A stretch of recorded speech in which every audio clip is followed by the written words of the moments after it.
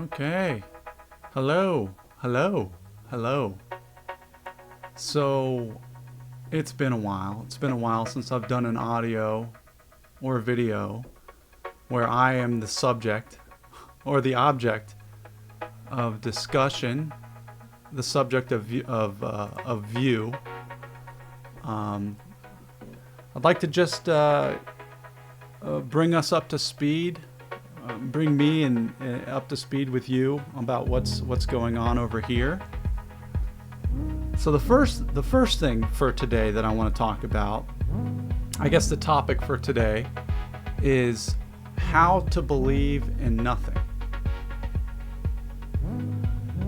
And before we go into that topic, I'd like to just share a little bit of a story and share a little bit about my experience over the last week and talk about what we're doing on the website.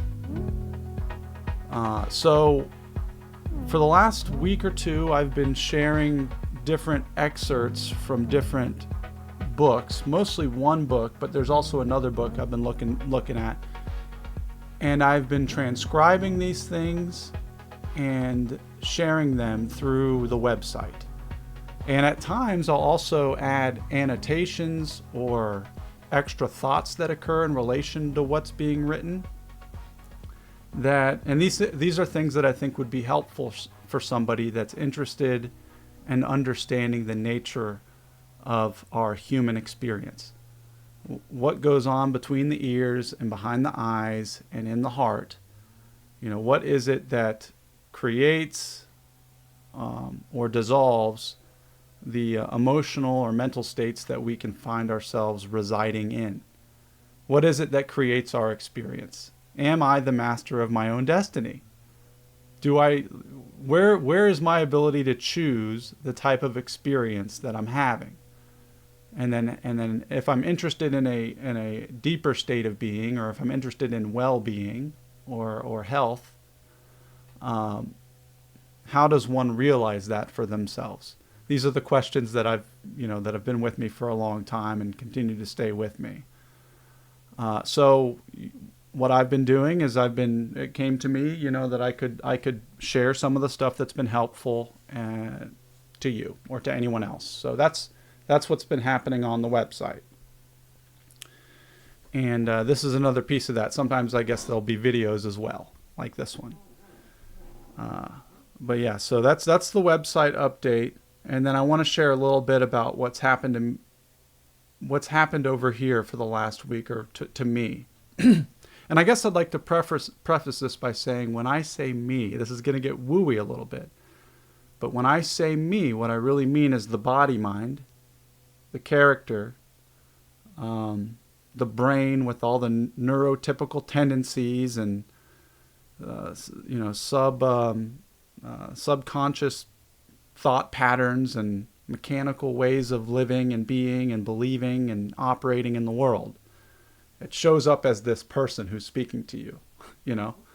It shows up as, I don't know. I don't want to get too wooey with it, but so what has happened over here? What has happened to me over the last week has been there's been a bit of a shift. I guess I could best portray what happened.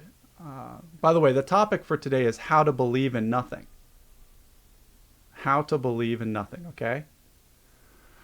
So I ended up going to.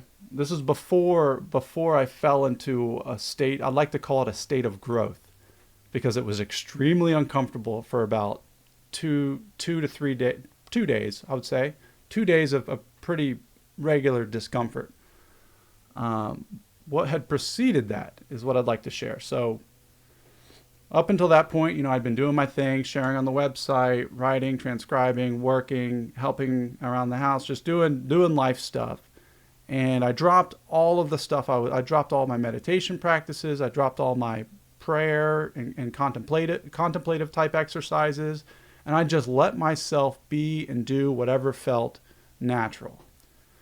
And I found myself in a meeting with a Zen master, a gentleman who holds these groups, a non-dualist, traditionally Zen person. And first time in the meeting, there's like 30 to 50 people in there. I pop in. I don't know how I got there. I pop in.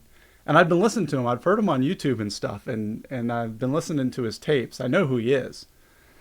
And, he shares the message for the day, or just talks for the day, and then opens it up. So, the person hosting the meeting is like, okay, so does anybody have any questions? And my hand just went up.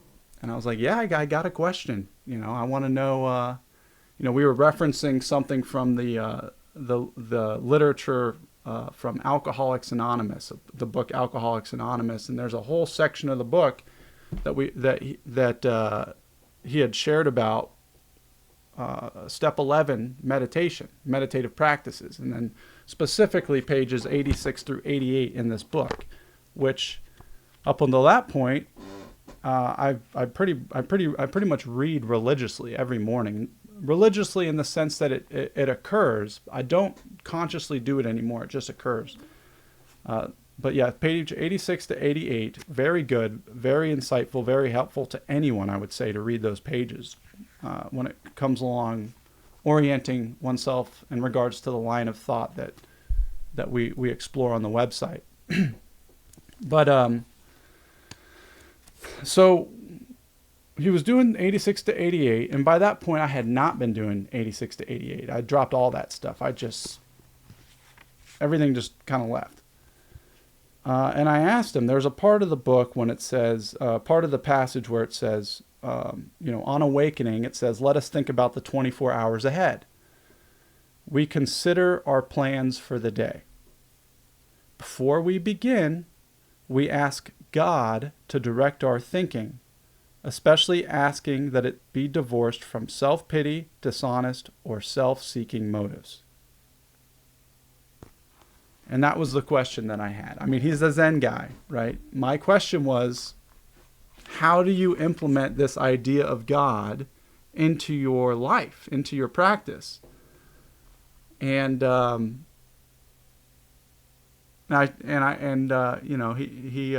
shared a little bit about my experience, why I had the question, and then he gave me his answer, and he said, I ain't got time for thoughts. For this, it just doesn't serve me. So he pretty straightforward with it. Pretty strong answer. Just thought-based. Anything that's thought-based, not really interested in. Not much weight to the power of thought. And I was like, wow, this guy's like a pillar in his community, and a pillar for this, and he's saying what it was I felt for me in that moment I was doing, and it connected. I was like, great, no God, no problem. Let's get it going. Let's keep it rolling. I didn't discern it for myself. It was just, he said what I wanted to hear, and I ran with it.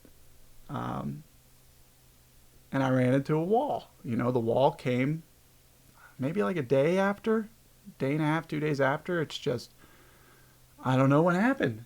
The details are irrelevant, but let's just say my body went into a state of shock, and I just was unable to take action or make decisions for about 25 minutes. I basically was in this room just kind of like totally overwhelmed, and then I had to do the work, then I had to do some after that, for the next 2 days basically, and I had to do a bunch of inventory and talk to people and get back to back to what I know to be true for me and my experience, back to my own disciplines, or not my own disciplines from others that when I utilize improves the state of my experience.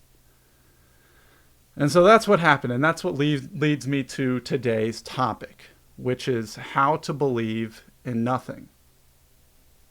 So I'm going to pull it up while we read it, and I'll go ahead and read it, and then we can discuss it or think about it or whatever you like. Maybe I'll share some thoughts about it. I don't know, but I'll pull it up here for us. Let me go ahead and lock it up on the screen here. There it is. So this is from Shunryu Suzuki. This is what he says, how to believe in nothing. I discovered that it is necessary, absolutely necessary, to believe in nothing. That is, we have to believe in something which has no form and no color. Something which exists before all forms and colors appear. No matter what God or doctrine you believe in, if you become attached to it, your belief will be based more or less on a self-centered idea. Shunryu Suzuki. Oh, man. Yeah. So, I mean, first of all, the first thought that comes to mind for me is like the fact that I'm doing this right now is a different experience than believing. It's just different. It's an act of exploration. It's an act of discovery for me.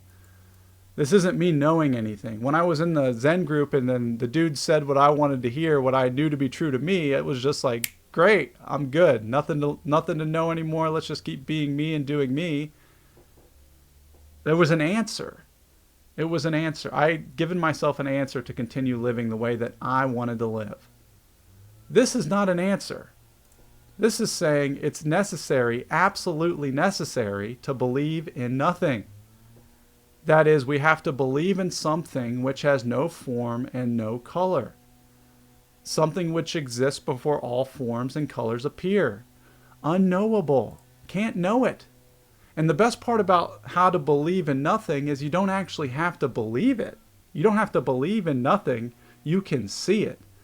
And that's why meditation, that's why mindfulness and meditative practices, because with enough practice, with enough discipline, you literally see the absence of whatever it is that's pervading consciousness, that's in flux or flow and relationship with the moment, that the constant state of change and movement of all that is arises from nowhere. You don't have to believe it. You can see it. So that's the thing that really, really, really, you can see, like, one of the things I try to talk about is like, we're always looking out here, but like eyes forward, but looking behind our eyes, like using like the sixth sense. I don't know what it is, but that type of sight, very, very helpful to exercise the muscle that helps you see inside or see behind your eyes. See these things arise from within me, within you. That's meditation. That's a meditative state. And with enough time doing that, you'll eventually see that all is just a spontaneous occurrence arising from seemingly nowhere, and then returning to seemingly nowhere, like some weird Buddhist kaleidoscope or something. But yeah, so that jumped out at me. And then he says, no matter what God or doctrine you believe in, if you become attached to it, your belief will be based more or less on a self-centered idea. And for me, any idea that I attach to is an issue. And I have ideas I'm attached to right now that I'm not even aware of. That's why this work is so engaging and so interesting. And I say that last week was an opportunity of growth rather than a painful, miserable, no good, very bad day for 2 days. Because it was like, I'm operating on ideas that I'm not aware of. And the moments of discomfort are the opportunity, or the things that allow me to see these things. So, yeah, I really like that part. Any idea, no matter what God or doctrine, what rules you've set for yourself, what ideas you've created for yourself about who and what you are, where and what you're doing, and where you're going, if you become attached to it, all of my belief systems are going to be based on a self-centered, idea. So that's the thought for today. How to believe in nothing. Pretty good app, We'll continue with the website. If you're interested in checking out the stuff that gets published, there's more stuff on the docket coming up. Maybe more videos, maybe more podcasts. This will be a podcast too. So if you're listening, thanks for listening. And we'll just keep moving forward, keep rolling forward here. I would like to, I guess, take a moment. Maybe, you know what? It feels right to do this if you're still listening. We'll take a quick moment. Take a quick moment. Just watch your breath, watch your breath, watch your breath. Okay? We'll take a quick moment. Just watch what the breath is doing. Are you doing it? In the moment when you heard that thought of are you doing it, you start to think about doing it, right? You start to think about controlling your breath. Did you have that thought before I gave it to you? So just maybe that's your moment of meditation for today. So thanks for joining. And you know what? We'll roll out here. I'm going to go ahead and close up shop. Thanks for joining. Oh yeah, website, insidethemind'seye.com.